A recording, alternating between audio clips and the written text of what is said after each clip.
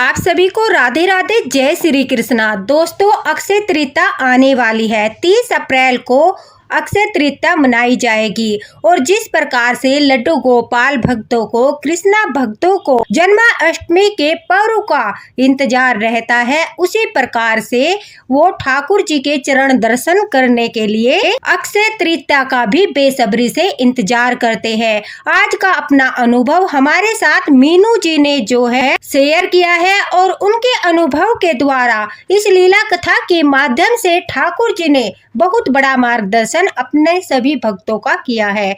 दोस्तों, उससे पहले यह जानना बहुत आवश्यक है कि आखिर अक्षय तृतीया है क्या और क्यों मनाई जाती है और उससे हमें क्या फल प्राप्त होता है। अक्षय का शब्द होता है कभी न खत्म होने वाला, अर्थात जो जीवन में कभी भी समाप्त न हो। इसलिए अक्षय तृतीया के दिन जो भी हम ठाकुर जी की सेवा करते हैं, दान करते हैं, पुण्य करते हैं, वो कभी भी समाप्त नहीं होता।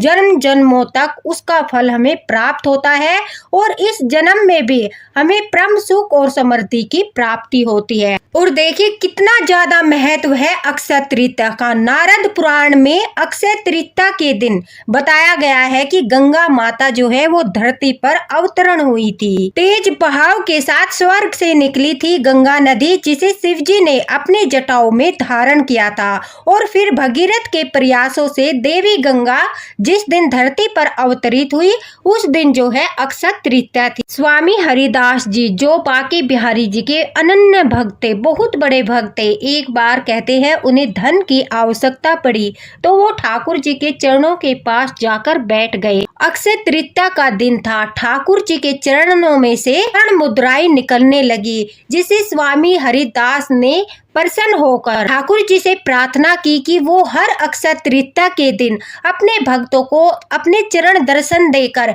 इसी प्रकार से धन धान्य से परिपूर्ण करे। इसलिए दोस्तों, अक्षय तृतीया के दिन जो भी लड्डू गोपाल भक्त ठाकुर जी जिनके घर में विराजित है उन्हें चरण सेवा देता है या बांके बिहारी जी के चरण दर्शन करता है, अपने घर में विराजित लड्डू गोपाल जी को चरण सेवाएं प्रदान करते हैं, उनके जीवन में कभी भी दुख नहीं आता और धन की कमी भी नहीं होती। ठाकुर जी का आशीर्वाद हमेशा उस परिवार पर बना रहता है जहां पर ठाकुर जी के बाल स्वरूप लड्डू गोपाल की या फिर युगल सरकार विराजित है, उन्हें अक्षय तृतीया के दिन चरण सेवाएं दी जाती है। दोस्तों, महाभारत में द्रौपदी जी का चीरहरण भी जो है अक्षय तृतीया के दिन ही हुआ था और उस दिन हमारे भगवान श्री कृष्ण ने द्रौपदी के चीरहरण के दिन उनकी लाज बचाई थी। इसलिए अक्षय तृतीया पर ठाकुर जी अपने भक्तों की लाज बचाने का भी आशीर्वाद उन्हें देते हैं। अक्षय तृतीया को युगादि तिथि भी कहा जाता है। इस दिन से त्रेता युग का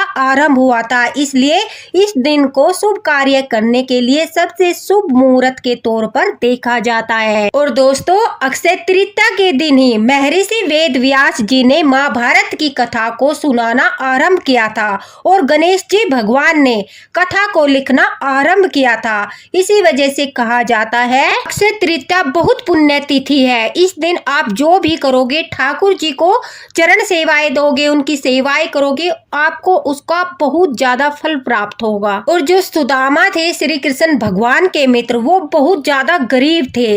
अक्षय तृतीया के दिन ही सुदामा जी जो है चावल और चने लेकर, कहीं कहीं पर वर्णन है कि पोहा और चावल लेकर ठाकुर जी के पास श्री कृष्ण जी भगवान के साथ मिलने गए थे और वह उन पोहा चावल और चने को स्वीकार करके बहुत प्रसन्न हुए तो उन्होंने उनकी सारी दरिद्रता दूर कर दी। जब सुदामा जी वापस लौटे तो उनकी कुटिया की जगह बड़े बड़े महल बने हुए थे। इसलिए कहते हैं जो भी भक्त ठाकुर जी को अक्षय तृतीया के दिन लड्डू गोपाल को अक्षय तृतीया के दिन सेवाएं प्रदान करता है, उसके जीवन में धन धान्य से परिपूर्ण होकर आर्थिक समस्याएं भी दूर होती है। परशुराम जी जो त्रेता युग में एक ब्राह्मण ऋषि के घर जन्मे थे और विष्णु पुराण के अनुसार परशुराम जी का मूल नाम राम था, किंतु भगवान शिव ने उन्हें अपना परशु नाम अस्त्र प्रदान किया, तभी से उनका नाम परशुराम पड़ गया था। उनका जन्म भी अक्षय तृतीया के दिन हुआ था। दोस्तों, अक्षय तृतीया के दिन ही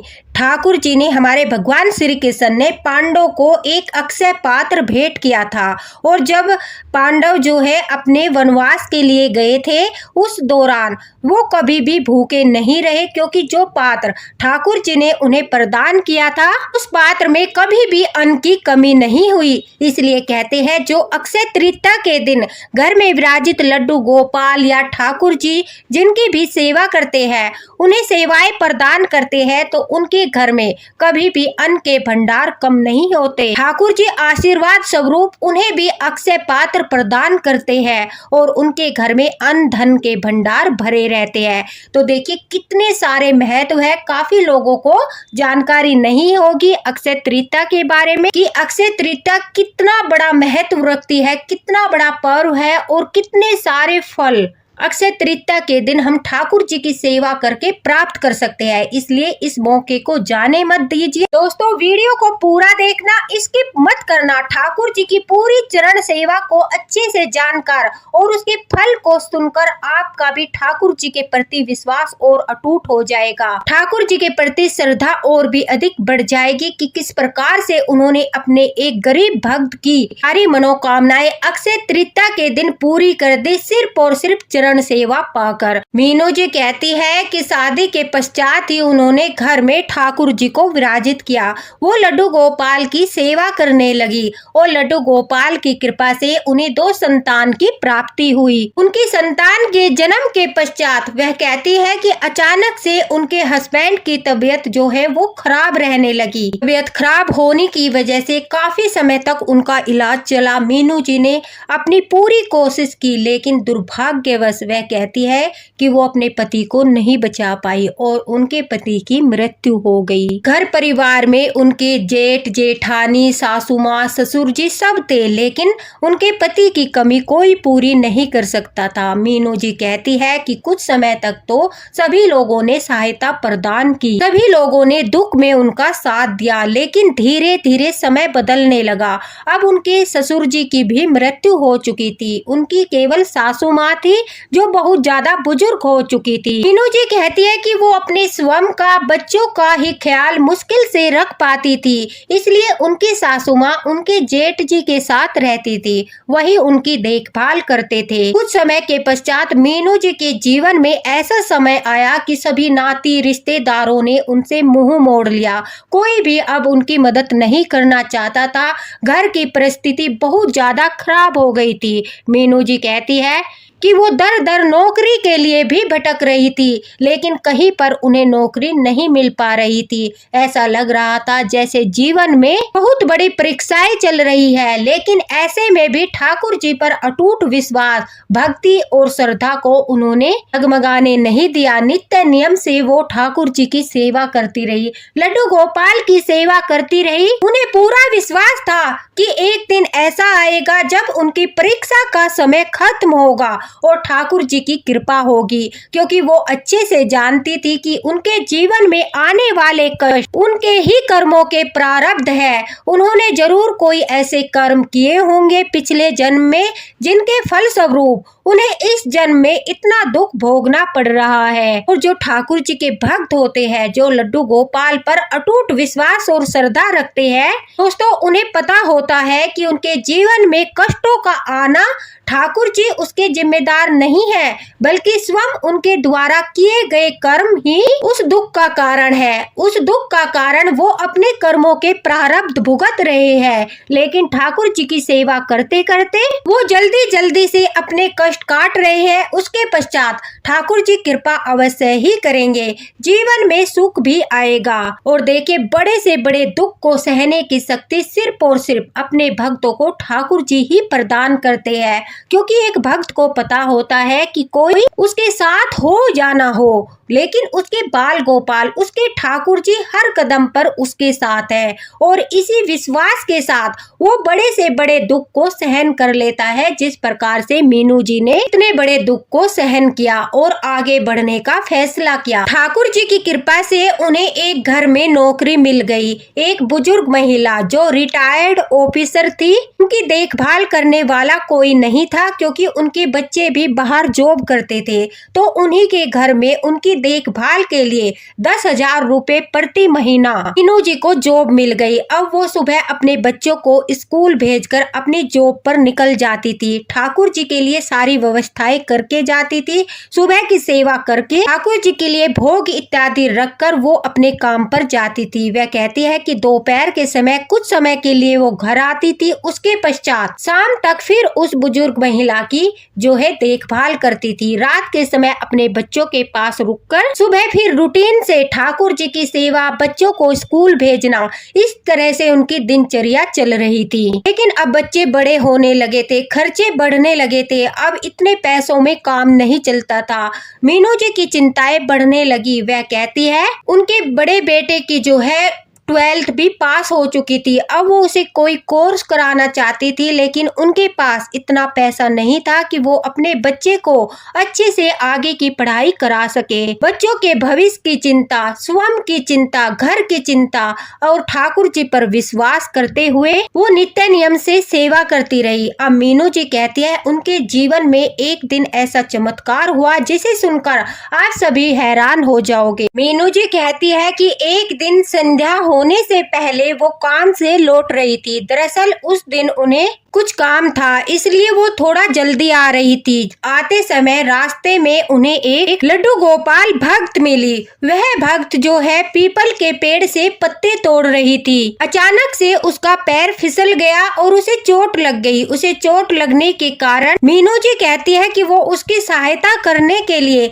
उसके पास गई और उसे आराम से एक तरफ साइड में बैठा कर पत्ते तोड़कर देने लगी। और दोनों जब साथ आने लगी, मीनू जी उसे सहारा देकर ला रही थी। उस समय मीनू जी ने बातों बातों में पूछ लिया कि सखी तुम इन पत्तों का क्या करोगी। तभी उसने बताया अरे अक्षय तृतीया आने वाली है, 2 दिन के बाद अक्षय तृतीया है और कल रविवार हो जाएगा, तो मैं पीपल के पत्ते नहीं तोड़ पाऊंगी। अक्षय तृतीया के दिन लड्डू गोपाल की सेवा में मुझे इन पत्तों की आवश्यकता है और यह तो ठाकुर जी का इतना बड़ा पर्व है। इस दिन तो ठाकुर जी की अगर हम नित्य नियम से जो सेवा करते हैं उसे छोड़कर ठाकुर जी की विशेष सेवाएं करते हैं, उन्हें चरण सेवाएं प्रदान करते हैं, तो हमारा जीवन ही बदल जाता है। यह सुनकर मीनू जी आश्चर्यचकित हुई। वह कहती है कि मैंने इतने सालों में कभी भी अक्षय तृतीया की सेवा के बारे में नहीं जाना था। इस बारे में मुझे कोई ज्ञान नहीं था। मैंने आश्चर्य से उस सखी से पूछा कि कृपा करके मुझे भी बताइए, मेरा भी मार्गदर्शन कर दीजिए, क्योंकि मैं अक्षय तृतीया की सेवा के बारे में कुछ नहीं जानती। तो काफी सालों से मैं ठाकुर जी की सेवा कर रही हूँ, लेकिन मेरे न तो मायके में न ससुराल में कोई पूजा पाठ करता है, इस कारण से मुझे ज्ञान नहीं है और यह सब ठाकुर जी की ही मर्जी थी। ठाकुर जी जब हमारे पाप नष्ट होते हैं उसके पश्चात हमारा मार्गदर्शन करना शुरू कर देते हैं, उसके लिए वो किसी न किसी को माध्यम बनाते हैं। यह अनुभव मीनू जी का है। मीनू जी कहती है कि उन सखी ने मुझे कहा कि ठाकुर जी को अक्षय तृतीया के दिन अगर तुम साधारण स्नान कराते हो तो पंचामृत से स्नान कराकर ठाकुर जी को सेवाएं दी जाती है, उनकी चरण सेवाएं की जाती है। दोस्तों अगर आप ठाकुर जी को जो है सिंपल स्नान कराना चाहते हो तो पंचामृत से स्नान करा सकते हो, अन्यथा मैं स्नान की भी विधि आपको बताऊंगी कि किस तरह से अक्षय तृतीया के दिन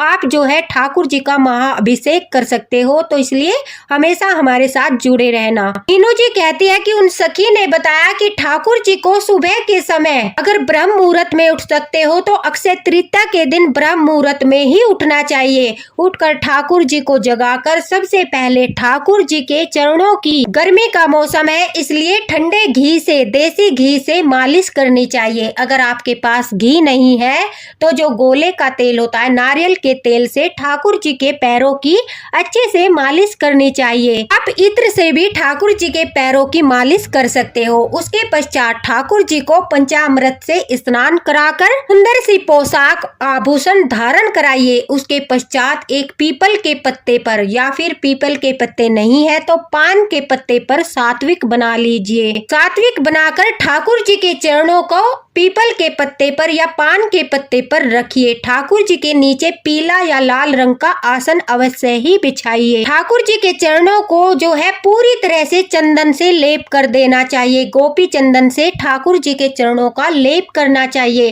ठाकुर जी की उंगलियों पर थोड़ा सा श्रृंगार कर देना चाहिए। फिर ठाकुर जी के चरणों पर जो हमने पीपल के या फिर पान के पत्ते पर ठाकुर जी के चरण रखे हैं उनके नीचे एक कलावा रख देना चाहिए। चरण सेवा के नीचे कलावा रख देना चाहिए। वह कलावा पूजा के पश्चात हम अपने बच्चों की कलाई में बांध सकते हैं। हमारे घर में किसी की तबीयत सालों साल से खराब चल रही हो उसके हाथ में बांध सकते हैं, या फिर हम किसी की उन्नति चाहते हैं घर में उसके हाथ में बांध सकते हैं। वह रक्षा सूत्र होता है और ठाकुर जी को चरण सेवा देने के दौरान अगर उनके चरणों के नीचे हम कलावा रखते हैं और वो फिर किसी को धारण कराते हैं, वह रक्षा सूत्र आशीर्वाद के रूप में बहुत ही सर्वशक्तिशाली होता है। इसलिए आप चरण सेवा देते समय ठाकुर जी के चरणों के नीचे एक कलावा अवश्य ही रख लीजिए। अगर 2 बच्चे हैं उस हिसाब से रख लीजिए, 3 को बांधना है उस हिसाब से रख लीजिए। फिर ठाकुर जी के चरणों में आप सुंदर सी पायल धारण कराइए। आपके पास चांदी की पायल नहीं है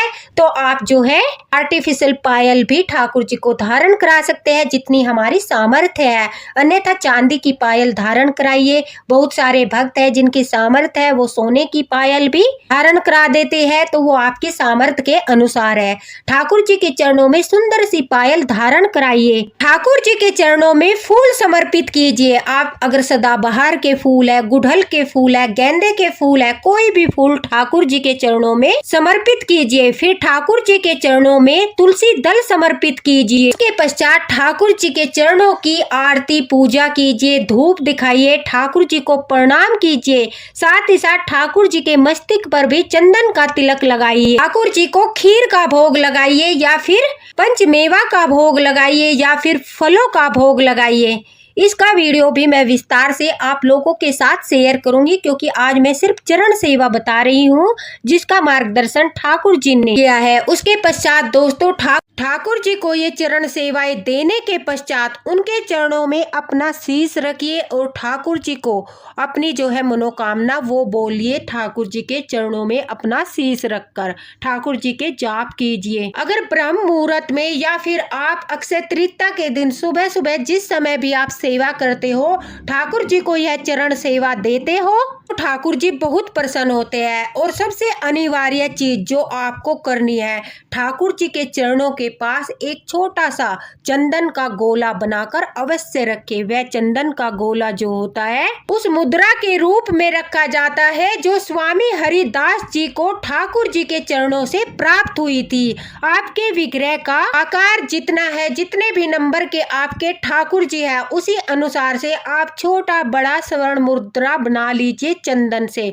वो चंदन का गोला ठाकुर जी के चरणों के पास आपको अवश्य ही रखना है। पूरी पूजा आरती करने के पश्चात ठाकुर जी का नाम जाप करने के पश्चात भोग लगाने के पश्चात चरण सेवा देने के बाद आप जो है ठाकुर जी से प्रार्थना कीजिए और फिर ठाकुर जी के चरणों को प्रणाम करते हुए उनके चरणों से वो कलावा ले लीजिए। उस कलावे को आप जिसे बांधना चाहते हो उसे बांध दीजिए, ठाकुर जी का प्रसाद दीजिए और जिस पंचामृत से आपने ठाकुर जी के चरण धोए थे, ठाकुर जी को स्नान कराया था, उस पंचामृत को प्रसाद के रूप में सभी को प्रदान कीजिए। जो चंदन का गोला ठाकुर जी के चरणों के पास स्वर्ण मुद्रा के रूप में आपने रखा है वो पूरा दिन ठाकुर जी के पास ही रखा रहने दीजिए। अक्षय तृतीया पूर्ण होने के पश्चात उस स्वर्ण मुद्रा रूपी गोले को उठाकर अपनी तिजोरी में रख लीजिए। कभी भी आपकी तिजोरी खाली नहीं होगी। वह स्वर्ण मुद्रा के रूप में ठाकुर जी आशीर्वाद होता है, जिससे आपके घर में धन की कभी भी कमी नहीं होती। इस प्रकार से अगर आप ठाकुर जी को यह चरण सेवा प्रदान करते हो तो हमारे लड्डू गोपाल बहुत अधिक प्रसन्न होते हैं, ठाकुर जी बहुत अधिक ज्यादा प्रसन्न होते हैं। मीनू जी कहती है कि इतना बड़ा मार्गदर्शन होने के पश्चात वो आश्चर्यचकित थी कि आज तक उन्हें इतनी बड़ी सेवा के बारे में जानकारी क्यों नहीं थी। लेकिन वही कहते हैं, जब हमारे पापों का अंत होता है तो हमारी उन्नति के द्वार खुलने लगते हैं, ठाकुर जी हमारा मार्गदर्शन करने लगते हैं और हमें उनकी कृपा प्राप्त होने लगती है। बहुत ज्यादा प्रसन्न हो गई मीनू जी। उन्होंने भी पीपल के पत्ते पूजा के लिए तोड़ लिए और उस सखी के कहे अनुसार जो है उन्होंने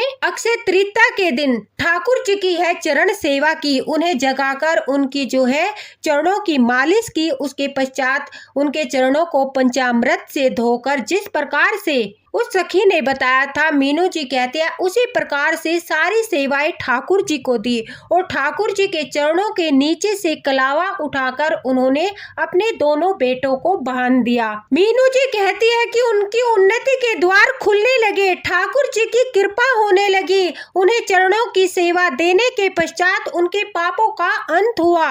कुछ समय के पश्चात ही उनकी जो मालकिन थी उन्होंने मीनू जी की सैलरी जो है बिल्कुल डबल कर दी। वह कहती है कि मीनू तुम्हें काफी दिन हो गए मेरे पास काम करते करते, अब महंगाई बहुत अधिक हो गई है, इसलिए आज से मैं तुम्हें 2 गुनी सैलरी दूंगी। मीनू जी बहुत अधिक प्रसन्न थी। मीनू जी कहती है कि मेरा बड़ा बेटा भी स्कॉलरशिप पाने के लिए काफी टेस्ट दे रहा था, ठाकुर जी की ऐसी कृपा हुई कि उसको स्कॉलरशिप मिल गई और जो कोर्स वो करना चाहता था अब वो बिल्कुल फ्री में उस कोर्स को कर रहा था। मुझे विश्वास नहीं हो रहा था कि ठाकुर जी चरण सेवा पाकर इतने प्रसन्न होते हैं कि हमारी उन्नति के सभी मार्ग खोल देते हैं। मीनू जी कहती है कि उनका जीवन पूरी तरह से बदल गया, ठाकुर जी की कृपा बरसने लगी। ऐसा लग रहा था जैसे साक्षात ठाकुर जी के चरण उनके घर में पड़ चुके हैं। उनकी उन्नति को देखकर, उनके बच्चों की उन्नति को देखकर उनके जेठ जेठानी, उनकी सासू माँ सभी लोग आश्चर्यचकित। मीनू जी कहती है कि जो लोग हमसे बात करना भी पसंद नहीं करते थे अब वो लोग दौड़ दौड़ कर हमारे पास आते थे, हमसे बात करने का मौका ढूंढते थे, हमसे मेल मिलाप बढ़ाते थे और यह सब ठाकुर जी की ही कृपा थी। मुझे अपने ठाकुर जी पर पूर्ण विश्वास था और जब मैंने इस विश्वास को डगमगाने नहीं दिया तो ठाकुर जी ने भी मेरा मार्गदर्शन किया और मेरी उन्नति के द्वार खोल दिए। अक्षय तृतीया एक इतना बड़ा पर्व है, अगर इस दिन हम ठाकुर जी को चरण सेवाएं प्रदान करते हैं तो ठाकुर जी चरण सेवा पाकर बहुत प्रसन्न होते हैं और हमारा जीवन शुभ सौभाग्य से भर देते हैं। मीनू जी कहती है यह मेरा स्वयं का अनुभव है और मैं सब भक्तों के लिए इसलिए शेयर करना चाहती थी क्योंकि अक्षय तृतीया आने वाली है, वो भी लड्डू गोपाल को, प्यारे से गोपाल को यह चरण सेवा देकर उनकी कृपा प्राप्त करे, सभी के जीवन में खुशहाली आए, सुख समृद्धि आए। दोस्तों मीनू जी के कारण इतना बड़ा मार्गदर्शन हुआ है तो आप भी अक्षय तृतीया के दिन ठाकुर जी को यह चरण सेवा अवश्य ही देना, फिर देखना आपके जीवन के सारे कष्ट दूर हो जाएंगे, आपके ऊपर भी ठाकुर जी की कृपा होगी।